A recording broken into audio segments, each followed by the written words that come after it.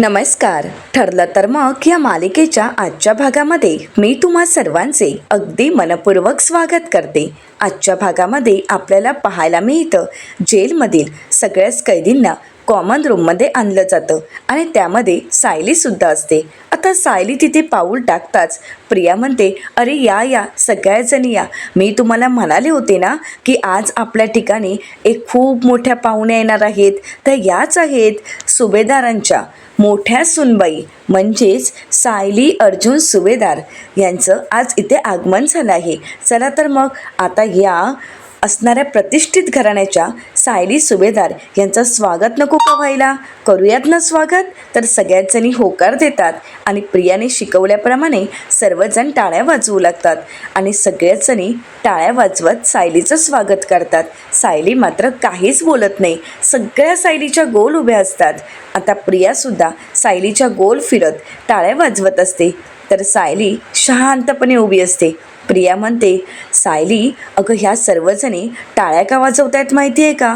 अगं तू आता आमच्यातलीच झालीस. सॉरी खरं तर तू आमच्यापेक्षा खूप मोठा गुन्हा केलायस. ही बघ, ही आहे ना, तिने 2 खून केलेत आणि ही आमची प्रेमाताई, तिने फक्त मालकिनीचे दागिने चोरलेत.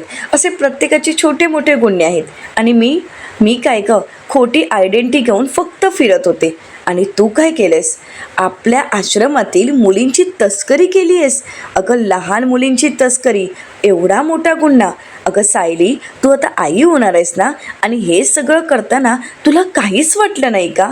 अगं जरा तरी विचार करायचा होता. हे तू असं कसं करू शकतेस? सुभेदारांचा वारस तुझ्या पोटात लहानाचा मोठा होतोय. अगं त्याला वाढवत असताना तू त्याच्यावर असे संस्कार करतेस. आता हा सुभेदारांचा वारस इथे जेलमध्ये जन्माला येणार आणि बेवर्षासारखा लहानाचा मोठा होणार. आता सायलीने स्वतःपुरतं असतं त्यावेळी सगळं काही ऐकून घेतलेलं असतं, परंतु ज्यावेळी मुलाचा विषय येतो त्यावेळी मात्र सायली खूप चिडते आणि तिच्यातली आई इतकी संतप्त होते की प्रियावर आवाज चढवत ती म्हणते, तोंड बंद ठेव प्रिया, एक शब्दही बोलायचा नाही. फडफडणाऱ्या प्रियाला सायली शांत करते आणि म्हणू लागते, तोंड बंद कर. आता सर्वच जणी शांत होतात. तर दुसरीकडे पाहायला मिळतं अर्जुन आणि चैतन्य इन्स्पेक्टर सावंत यांना भेटायला आलेले असतात. अर्जुन इन्स्पेक्टर सावंत यांना म्हणतो, इन्स्पेक्टर सावंत प्लीज, तुम्हाला जे जे ह्या केसबद्दल माहीत असेल ते सगळं मला सांगा. नक्की माझ्या बायकोला या सगळ्यामध्ये कोणी अडकवलं आहे? कोणी हे सगळं काही केलं आहे? ही कंप्लेंट नक्की कोणी केली? आणि त्या आश्रमातल्या मुली ज्या गायब झाल्या आहेत त्या मिळाल्यात का? त्या मुलींपैकी कोणी माझ्या बायकोचं नाव घेतलं आहे का? किंवा माझ्या बायकोवर कोणी हा फॉक्सो लावला आहे आणि तिच्यावर हा फॉक्सो लावण्यात का आला आहे? तिने का असं केलं आहे की ज्यामुळे तिच्यावर एवढा मोठा फॉक्सोचा कायदा लावण्यात आला आहे? आणि मला नाही वाटत की ज्या मुली हरवल्या त्यापैकी कोणीही 18 वर्षापेक्षा कमी वयाची असेल. तर इन्स्पेक्टर सावंत म्हणतात की मला काही माहिती मिळाली आहे. इन्स्पेक्टर निकम यांना काही तासांपूर्वी त्यांच्या खबऱ्यांकडून ही माहिती मिळाली होती. त्यांना जे लोकेशन सांगण्यात आलं त्यावरून त्यांना असं कळालं की त्या ठिकाणी एक माणूस आणि एक मुलगी राहत आहे आणि त्या मुलीच्या बाबतीत खूप विचित्र गोष्टी घडत आहेत, चुकीच्या गोष्टी घडत आहेत.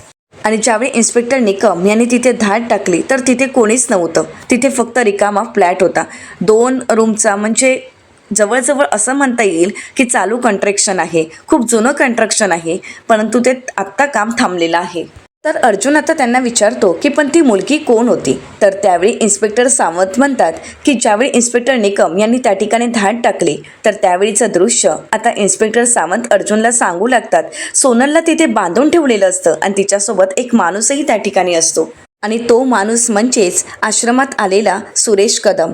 आता ह्या गोष्टी ज्यावेळी इन्स्पेक्टर निकम यांना दिसतात तर त्यावेळी ते हवालदार मॅडमना म्हणतात की हिला आता घेऊन जावं लागेल इथून आणि हिची मेडिकल टेस्ट करावी लागेल आणि इथे जर काही सामान मिळालं तर तेही जप्त करावं लागेल. तर त्या ठिकाणी बरेच कॅमेरे वगैरे असतात.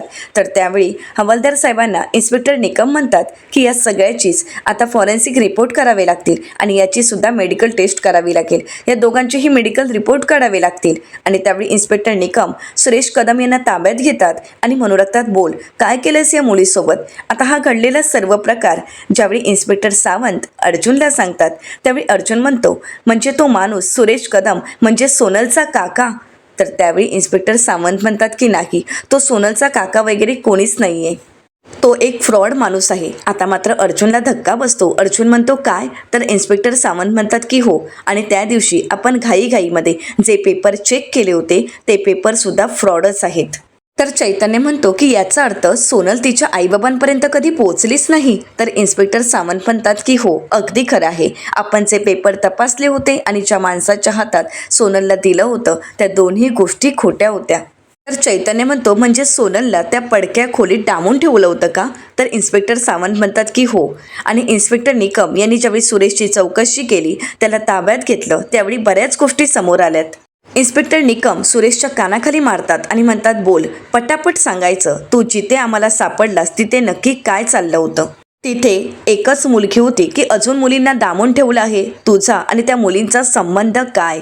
सगळं काही खरं सांगायचं, नाहीतर तू मुलीच्या ठिकाणी म्हणजे ज्या ठिकाणी मुलीला डांबलं होतं त्या ठिकाणी तू सापडलास, म्हणून आम्ही तुला सुद्धा जेलमध्ये टाकू, तुला सुद्धा जेलमध्ये डांबू.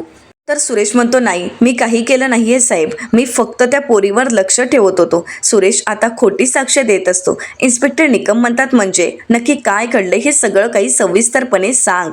मग तू तिथे काय करत होतास आणि मला एक सांग, तुला कोणी बांधून ठेवलं होतं? तर सुरेश म्हणतो तिथे काही लोक येतात पोरींना घेऊन जाण्यासाठी आणि ती लोक मला पैसे देतात, त्या माणसांनी मला बांधून ठेवलं. तर इन्स्पेक्टर निकम विचारतात कोण आहेत ते, पटापट बोल. तर आता सुरेश खोटं बोलत म्हणतो मला तिथे त्यांनी बांधून ठेवलं होतं कारण मी त्यांच्याकडे पैसे मागितले होते. त्यांना मी म्हणालो तुम्ही जर माझे पैसे नाही दिलेत तर मी सगळा प्रकार पोलिसांना सांगेन आणि पोलिसांना तुमची नावं सांगेन, आणि म्हणूनच त्यांनी परत मला तिथे सुद्धा बांधून ठेवलं. तर इन्स्पेक्टर निकम म्हणतात अरे पण ते कोण आहेत, त्यांची नावं मला कळायलाच हवीत. त्या मुलींना तिथे कोण घेऊन येतंय? त्यावेळी सुरेश खोटी साक्ष देत म्हणतो की सायली सुभेदार. आता हे नाव ऐकून मात्र इन्स्पेक्टर निकम यांना धक्काच बसतो, कारण यावर इन्स्पेक्टर निकम यांचा अजिबातच विश्वास नसतो. इन्स्पेक्टर निकम म्हणतात त्या अर्जुन सुभेदाराची बायको? तर आता इथे सुरेश म्हणतो की हो साहेब, अगदी खरं आहे, त्यांचीच बायको म्हणजेच सायली सुभेदार आणि तिच्यासोबत अजून एक माणूस आहे. ते दोघे मिळून हे सगळं काही रॅकेट चालवतात. ते दोघं मिळून मुलींची तस्करी करतात, त्यांचे घाणेरडे व्हिडिओ बनवतात, ते व्हिडिओ विकून सायली सुभेदार भक्कड पैसा कमावतात. आता मात्र इन्स्पेक्टर निकम यांचा पारा चढतो. इन्स्पेक्टर निकम सुरेशच्या कानाखाली मारतात आणि म्हणू लागतात तू कोणाबद्दल काय बोलतोयस हे कळतंय का तुला? परंतु सुरेश खोटी साक्ष देत म्हणतो की हो साहेब, मी जे काही बोलतोय ते अगदी खरं आहे, मी खरं बोलत आहे, मी सायली सुभेदारसाठीच काम करत होतो. आत्तापर्यंत आम्ही सायली सुभेदार यांच्याच सांगण्यावरून त्यांच्या मदतीनेच 6 मुलींना गायब केलं आहे आणि आम्ही जिथे काम करत होतो ती जागासुद्धा सायली सुभेदार यांच्या नावानेच आहे. तर इन्स्पेक्टर निकम म्हणतात खोटं बोलू नकोस. तर सुरेश म्हणतो हवं तर तुम्ही चेक करा ना, तुम्हालाही कळेल की ती जागा सायली सुभेदार यांच्याच नावाने आहे. तर इन्स्पेक्टर निकम म्हणतात की तू 6 मुली गायब केल्यास असं म्हणतोयस, मग बाकीच्या 5 मुली कुठे आहेत? तर त्यावेळी सुरेश म्हणतो बाकीच्या 5 मुलींना तो माणूस घेऊन गेला आहे. तर इन्स्पेक्टर निकम म्हणतात कुठे घेऊन गेला आहे? सगळं काही आम्हाला कळायलाच हवं. सुरेश म्हणतो की त्या माणसाने सोनलवर अत्याचार सुद्धा केले, त्याचे व्हिडिओ सुद्धा आहेत माझ्या मोबाईलमध्ये. सायली मॅडमने केलेले कॉल, त्यांचे व्हिडिओ आणि सायली मॅडम मला भेटायला आलेली ती जागा, या सगळ्याचे फोटो देखील आहेत. असं म्हणत सुरेश अगदी सगळ्यात तयारीनिशी तिथे उतरलेला असतो, कारण त्याला उतरवलेलं असतं ते म्हणजे सचिन, राकेश, महिपत शिकरे आणि नागराज, आणि सगळ्यात महत्त्वाची सूत्रधार म्हणजे प्रिया. सगळ्या तयारीनिशी सगळ्यांनी सायलीला अडकवलेलं असतं.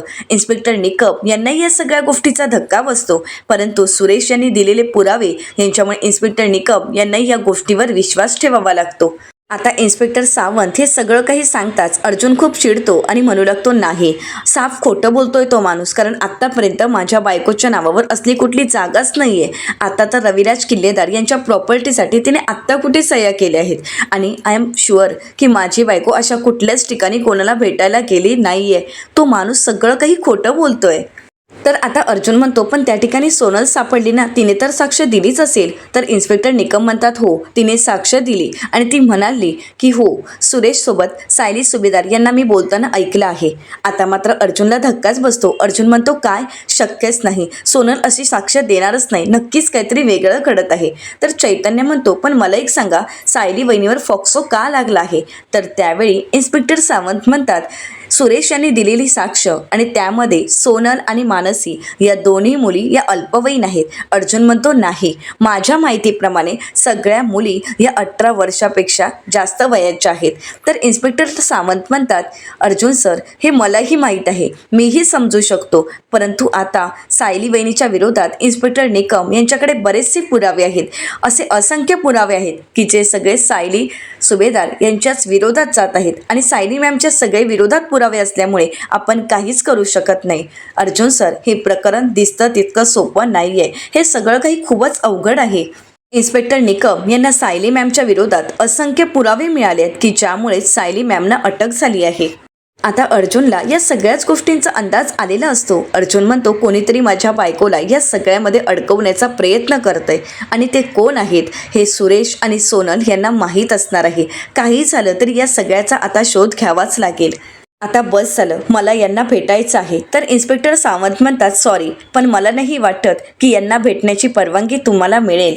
हो, पण सुरेशला जर भेटायचं असेल तर आपल्याला इन्स्पेक्टर निकम यांच्याशी बोलावं लागेल आणि आता तर ही केस त्यांच्याकडे आहे, त्यामुळे मी तरी जास्त फारशी मदत नाही करू शकत.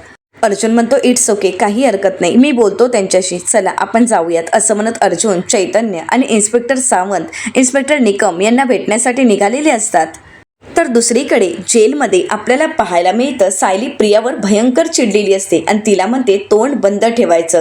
मी आत्तापर्यंत शांत होती कारण तू माझ्याबद्दल बोलत होतीस, पण आत्ता मी शांत राहणार नाही कारण तू माझ्या बाळाबद्दल बोलतेस. माझ्या बाळाबद्दल एकही शब्द बोललीस तर मी ते ऐकून घेणार नाही आणि खपवून अजिबात घेणार नाही. अगं प्रिया, खरं तर तुझी लायकी नाही आहे माझ्या बाळाबद्दल बोलायची. आणि एवढा वेळ काय केलंस का? तुमच्या गुन्ह्यांची यादीच वाचली आहेस ना माझ्या पुढे, आणि तुम्हा सगळ्यांचे गुन्हे माझ्या गुन्ह्यापेक्षा कसे लहान आहेत हेच मला सांगितलंयस ना तू. अगं प्रिया, पण तू एक गोष्ट सांगायची राहूनच गेली आहेस. तुम्ही सगळ्यांनी हे गुन्हे केलेत, परंतु माझ्यावर जे आरोप लागले आहेत, जे गुन्हे लागले आहेत ते खोटे आहेत. मी असं काहीही केलेलं नाही. आणि सगळ्यात महत्त्वाची गोष्ट सांगू का प्रिया तुला? माझ्या पाठीशी माझं अख्खं कुटुंब आणि माझा नवरा ठामपणे उभे आहेत. आता मात्र प्रिया गप्पच होते. सायली प्रियाला प्रश्न करत म्हणते, तुझ्या पाठीशी कोण आहे ग? आता मात्र प्रियाला उत्तर नसतं. सायली म्हणते, मी सांगू का? एकटी पडली आहेस तू, एकटी, कोणी नाही आहे तुझ्या बाजूने. तर आता प्रिया खूप चिडते आणि सायलीला म्हणते, मी एकटी तुझ्यामुळे पडली आहे. तू मला एकटीला सोडलेस, तू मला इथे पाठवलेस. सायली म्हणते, हो, मी तुला इथे पाठवलं कारण तुझे गुन्हेच तसे होते. तुझ्या गुन्ह्यांचीच यादी एवढी मोठी आहे की ती वाचूनही संपत नाही आहे. प्रिया, अगं मी निर्दोष आहे आणि माझ्या निर्दोष मधुभाऊंना माझ्या नवऱ्याने जसं सोडवलंय ना तसंच तो मलाही सोडवेल, माझी खात्री आहे, विश्वास आहे. पण तुझं काय ग? आता मात्र प्रिया मोठमोठ्याने हसू लागते आणि सायलीला म्हणते, स्वप्न बघ ग. तर सायली हसतच प्रियाला प्रत्युत्तर देत म्हणते, स्वप्न तर तू बघतेस ग प्रिया, मला या जेलमध्ये ठेवण्याची, मी या जेलमध्ये असणार, माझं बाळ या जेलमध्ये असणार, ही स्वप्न तू बघतेस. पण सत्य तर हे आहे, मी पुढच्या काही दिवसातच इथून निघून जाईन, पण तू मात्र कायम इथे राहशील. माझा विचार करू नकोस, कारण काही दिवसातच मी इथून घरी निघून जाणार आहे. आणि हो, सगळ्यात महत्त्वाचं म्हणजे ना माझ्या बाळाचा जन्म इथे होणार आहे, ना माझं बाळ लहानाचं मोठं इथे होणार आहे, ते त्याच्या घरीच लहानाचं मोठं होणार आहे.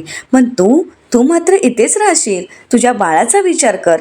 अगं, माझा विचार करण्यापेक्षा तुझ्या पुढ्यात काय वाढून ठेवलंय ना ते बघ. आणि हो, तुझ्यासोबत तर कोणीच नाही आहे, त्यामुळे तू आयुष्यभर इथेच असणार आहे, काळजी करू नकोस. पण हो, देवी आईजवळ मी तुझ्या बाळाला चांगलं आयुष्य मिळावं यासाठी मात्र प्रार्थना करेन. असं म्हणत सायली कॉन्स्टेबल मॅडमना म्हणते, ताई चला. आता मात्र कॉन्स्टेबल मॅडमसुद्धा शांत होतात आणि सायलीला तिथून घेऊन जातात. इथे मात्र प्रियाची बोलतीच बंद झालेली असते. आत्तापर्यंत पाखरासारखी उडणारी प्रिया आता मात्र सायलीने तिचे चांगलेच पंख छाटलेले असतात. आता सगळ्याच कैदी प्रियाकडे बघू लागतात.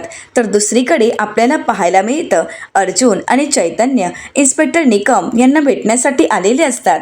इन्स्पेक्टर निकम अर्जुनला म्हणतात, सॉरी, आम्ही तुमची परिस्थिती समजू शकतो, परंतु आम्ही काहीच करू शकत नाही. खरं तर तुमच्याकडे आता वकीलपत्र नाही आहे, त्यामुळे तुम्ही कोणालाच भेटू शकत नाही. तर अर्जुन म्हणतो, ठीक आहे, पण ज्यावेळी माझ्या हातात वकीलपत्र असेल तेव्हा तरी मला या दोघांनाही भेटता येईल ना? तर त्यावेळी इन्स्पेक्टर निकम म्हणतात, सुरेशला भेटता येईल की नाही मला माहीत नाही, तो आपण नंतर विचार करू, परंतु या पीडित मुलीला तुम्हाला भेटता येणार नाही. अर्जुन म्हणतो, पण माझ्याकडे वकीलपत्र.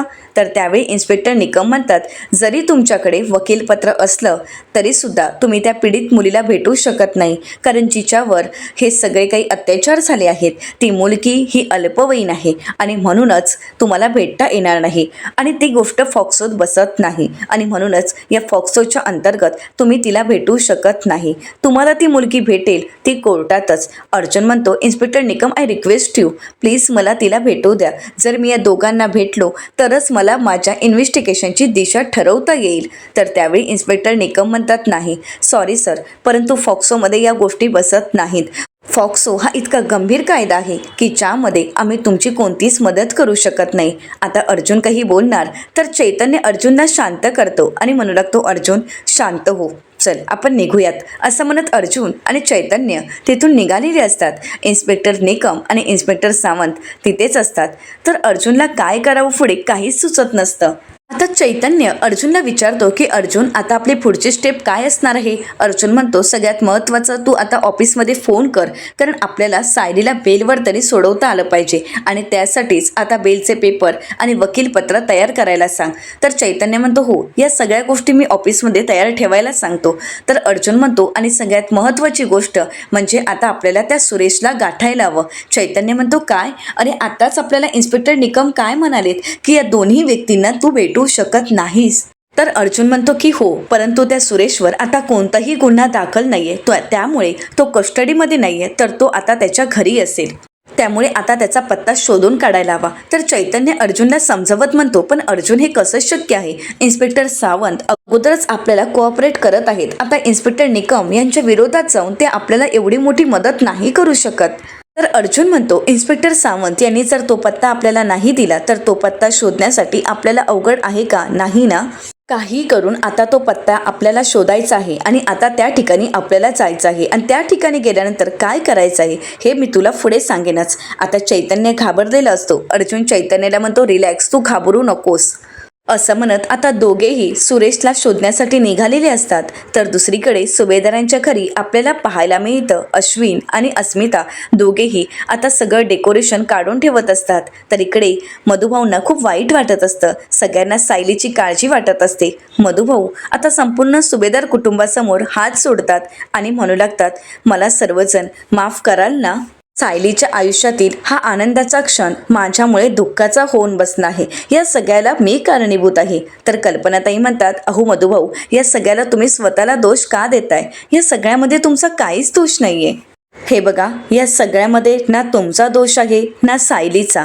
आता अस्मितालाही खूप वाईट वाटतं. अस्मिता म्हणू लागते, आत्ता कुठे ती प्रिया आमच्या आयुष्यातून गेली होती. घरात सगळं चांगलं सुरू होतं, परंतु नाही, या प्रियाची दृष्ट लागली असणार.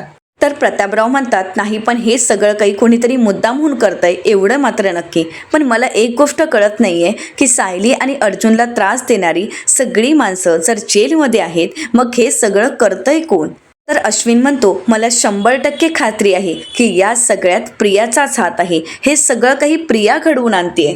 तर अस्मिता म्हणते, पण हे कसं शक्य आहे? ती तर जेलमध्ये आहे. ती जेलमध्ये राहून हे सगळं काही करू शकते का? तर अश्विन म्हणतो, अस्मिताई, अगं ती किती पाताळयंत्री बाई आहे हे तुला माहीत नाही आहे का?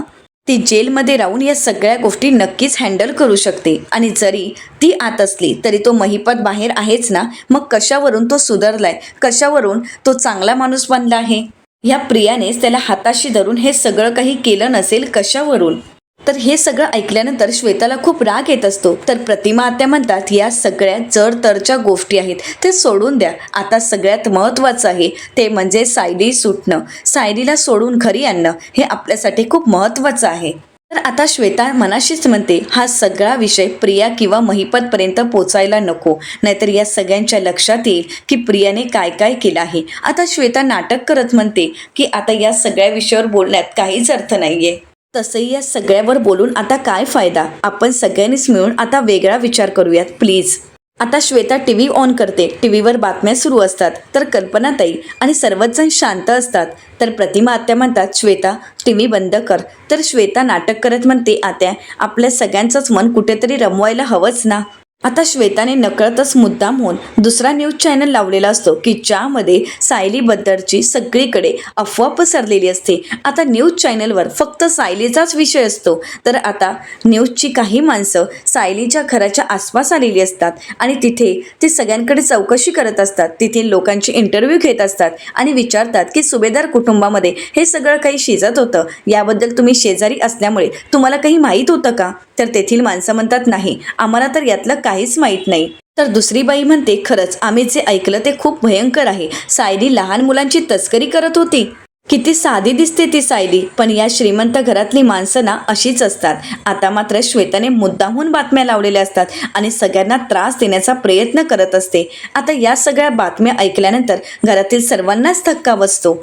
तर आता मीडियाची लोक त्यांना विचारतात तुम्हाला असं वाटतं का हे सगळं काही सायली सुभेदार यांनी केलं असावं? तर त्यावेळी ते म्हणतात की हो, नक्कीच केलं असणार, कारण याच आश्रमात सायली सुभेदार लहानाची मोठी झाली आहे आणि तिथेच राहून तिने हे धंदे सुरू केले आहेत. खरं तर या सगळ्याची तिला लाज वाटली पाहिजे. दुसऱ्या ताई म्हणतात सायली सुभेदार यांना जास्तीत जास्त शिक्षा व्हायला पाहिजे. ती लहान मुलीच्या जीवाशी खेळली आहे, तिचं वाटळ होईल असं म्हणत मीडियाच्या समोर ही लोक सायलीला शिव्याशाप देत असतात. हे पाहून घरातील सर्वच जण हादरतात. कल्पनाताई म्हणू लागतात नाही, माझ्या सायलीने असं काहीही केलेलं नाहीये, माझी सायली अशी नाहीये, मला हे ऐकवत नाहीये, प्लीज बंद कर. पण श्वेता टीव्ही बंद करत नसते. अस्मिता तिच्या हातातील रिमोट हिसकावून घेते आणि लगेच टीव्ही बंद करते. तर प्रतापराव कल्पनाताईंना म्हणतात कल्पना तू शांत हो. तर श्वेता नाटक करत म्हणते सॉरी, मला तो न्यूज चॅनल लावायचा नव्हता. तर अस्मिता म्हणू लागते ठीक आहे, जे झालंय ते झालंय, पण जा आणि आता स्मितकडे लक्ष दे. स्मित उठला असेल, तू त्याच्याकडे लक्ष दे आणि कोणीही प्लीज न्यूज लावू नका किंवा मोबाईलमध्ये सुद्धा न्यूज बघू नका. तर कल्पनाताई प्रतापरावांना म्हणतात अहो प्लीज अर्जुनला फोन लावा ना, अर्जुन कुठे आहे ते तरी बघा ना आणि त्याला विचारा ना माझी सायली कशी आहे. घरातील प्रत्येकाला सायलीची काळजी वाटत असते. सायलीसाठी घरातील प्रत्येकजण तडफडत असतात. कोणाचा कुठेच लक्ष लागत नसतो. आता अर्जुन आणि चैतन्य या दोघांनीही सुरेशचा ॲड्रेस चेक केलेला असतो. त्यांना तो ॲड्रेस मिळालेला असतो आणि त्यावेळी ते दोघंही त्या ठिकाणी आलेले असतात. तर आता चैतन्य अर्जुनला समजावत म्हणतो अर्जुन मला असं वाटते की आपण एवढी मोठी रिस्क नको घ्यायला. अगोदरच आपली केस इतकी अवघड आहे आणि जर आता आपण असं काहीतरी केलं तर त्यापेक्षाही अवघड होऊन बसेल. तर अर्जुन म्हणतो नाही, असं काहीही होणार नाही, परंतु हे सगळं करणं आपल्यासाठी खूप महत्त्वाचं आहे, गरजेचं आहे. त्यासाठीच आपल्याला ही रिस्क घ्यावी लागेल. सुरेश सायलीच्या बाबतीत खोटं का बोलला, त्याने हे सगळं काही का केलं, या सगळ्याचा शोध आपल्याला घ्यावाच लागेल. हे आपल्याला कळलंच पाहिजे. हे सगळं काही तो कोणासाठी करतोय, कोणाच्या सांगण्यावरून करतोय आणि हे कोणी त्याला करायला सांगितलंय हे सगळं काही कळायला हवंच. तर चैतन्य म्हणतो अरे पण अर्जुन, तर अर्जुन म्हणतो हो मला ही रिस्क घ्यावीच लागेल, कारण माझ्या बायकोला फॉक्सोच्या कायद्याखाली अटक केली गेली आहे आणि असं सगळं असताना मी शांत बसायचं आहे का? नाही, मी शांत बसू शकत नाही, मला हे करावंच लागेल. तर चैतन्य अर्जुनला म्हणतो अर्जुन मी असं म्हणतच नाही आहे की आपण गप्प बसूयात. तर अर्जुन म्हणतो मग? तर आता चैतन्य अर्जुनची बाजू समजून घेत अर्जुनला म्हणतो ठीक आहे, काही हरकत नाही, आपण ही रिस्क घेऊयात. अर्जुन चैतन्यला म्हणतो ग्रेट, आता तुला पुढे काय करायचं आहे हे तर माहीतच आहे, व्हिडिओ कॉल. तर चैतन्य म्हणतो हो असं म्हणत आता चैतन्य त्या दिशेने निघालेला असतो आणि त्याने अर्जुनचा व्हिडिओ कॉल सुरू केलेला असतो. आता अर्जुन व्हिडिओ कॉलवरती सगळं पाहत असतो. आता चैतन्य त्या वस्तीपर्यंत पोहोचलेला असतो आणि वस्तीबाहेर काही मुलं उभी असतात. आता त्या माणसांना चैतन्य जाऊन विचारतो की सुरेश कदम कुठे राहतात. तर त्यावेळी त्यांनी सुरेश कदम कुठे राहतात हे इशाऱ्यानेच दाखवलेलं असतं. चैतन्य म्हणतो बरं ठीक आहे. आता चैतन्य पाहतो तर तिथे पोलिसांचा पहारा असतो. तर आता चैतन्य म्हणतो इथे का? बरं ठीक आहे, थँक्यू हा, असं म्हणत आता चैतन्य सुरेश कदम यांच्या खोलीपाशी गेलेला असतो. परंतु त्यावेळी तो अर्जुनला म्हणतो अर्जुन इथे तर 2 कॉन्स्टेबल उभे आहेत. तर अर्जुन म्हणतो ठीक आहे, काही हरकत नाही, सुरेशचा चेहरा मला नीट आठवतोय पण तुला माहीत नाही आहे, त्यामुळे तू तिथे जायचं आहे आणि सुरेश कदम आहेत का एवढंच विचारायचं आहे. तर चैतन्य म्हणतो अर्जुन म्हणतो हो, हे आपल्याला करावं लागेलच. तो बाहेर आल्यानंतर मला कळेलच की तो सुरेश कदम आहे की नाही. आणि हो चैतन्य, मी कॉल कट केला की तू समजून जा की तोच सुरेश कदम आहे. चैतन्य म्हणतो बरं ठीक आहे. आता चैतन्य तिथे जातो आणि म्हणतो सुरेश कदम आहेत का? तर त्यावेळी ते कॉन्स्टेबल म्हणतात की हो, पण तुम्ही भेटू शकत नाही. चैतन्य म्हणतो प्लीज मला भेटावं लागेल, कारण माझ्या मित्राला भेटण्यासाठी मी आलो आहे आणि खूप महत्त्वाचं काम आहे. तर कॉन्स्टेबल म्हणतात पण नाही. चैतन्य म्हणतो प्लीज बघा ना. तर कॉन्स्टेबल म्हणतात काही हरकत नाही, पण तुम्हाला आमच्या समोरच बोलावं लागेल. चैतन्य म्हणतो हो काही हरकत नाही. तर त्यावेळी आता कॉन्स्टेबल सुरेश कदम यांना बाहेर बोलावून घेतात. आता सुरेश कदम बाहेर येताच अर्जुन त्यांचा चेहरा पाहतो आणि अर्जुनला धक्काच बसतो, कारण अर्जुनने आता तो चेहरा ओळखलेला असतो. अर्जुनच्या लक्षात येतं की हा वात्सल्य आश्रममध्ये आलेला सोनलचा काका म्हणजेच सुरेश कदम आहे. तर आता अर्जुनला हे सगळं सत्य कळालेलं असतं आणि त्यामुळे अर्जुनला धक्काच बसतो. अर्जुनला वात्सल्य आश्रमातील ते क्षण आठवतात की मी सुरेश कदम आणि माझा भाऊ रमेश कदम त्याचीच मुलगी आहे सोनल. आता अर्जुनला तो सगळा प्रसंग आठवतो. तर येणाऱ्या पुढील भागामध्ये आपल्याला पाहायला मिळतं संपूर्ण सुभेदार कुटुंब सायलीला भेटण्यासाठी जेलमध्ये आलेलं असतं. तर अस्मिता प्रियाला म्हणते प्रिया जेल हीच तुझी खरी जागा आहे. तर त्यावेळी प्रिया सर्वांनाच म्हणते की मग हाच नियम सायलीला सुद्धा लावून दाखवा ना, कारण तिने केलेला गुन्हा हा माझ्यापेक्षा तर जास्त मोठा आहे. आता मात्र पूर्णाजी चिडतात आणि प्रियाला म्हणतात सायलीने कोणताही गुन्हा केलेला नाहीये, सायली निर्दोष आहे आणि आम्ही सगळे तिच्या पाठीमागे अगदी ठामपणे उभे आहोत. असं म्हणत सगळ्यांनी एकजुटीने एकमेकांचा हात पकडलेला असतो आणि संपूर्ण सुभेदार कुटुंब, किल्लेदार कुटुंब आणि मधुभाऊ सर्वजण एकजुटीने एकत्र आलेले असतात आणि हीच ताकद आता प्रियाला पुरे पडलेली असते. तर आता सायली ह्या सगळ्यांसमोरच प्रियाला म्हणते आमच्यातली एकी ही भक्कम आहे प्रिया, त्यामुळे तू आम्हाला कधीच तोडण्याचा किंवा असं अडकवण्याचा प्रयत्नसुद्धा करू शकत नाहीस. आणि हो, छळण्याचा प्रयत्न जर केलास ना तर तुला ही ताकद दाखवून देईल की आम्ही काय करू शकतो. आणि तू कितीही ताकद लावलीस ना तरी एक गोष्ट लक्षात ठेव, सत्याचाच विजय होतो. त्यामुळे अंतिम विजय हा माझाच असेल आणि माझ्या कुटुंबाचा. आता सायली हा शब्द कसा खरा करून दाखवेल हे पाहणं अतिशय रंजक ठरणार आहे. मित्रांनो, अशाच मालिकांचे नवनवीन अपडेट पाहण्यासाठी चॅनलला नक्कीच सबस्क्राईब करा.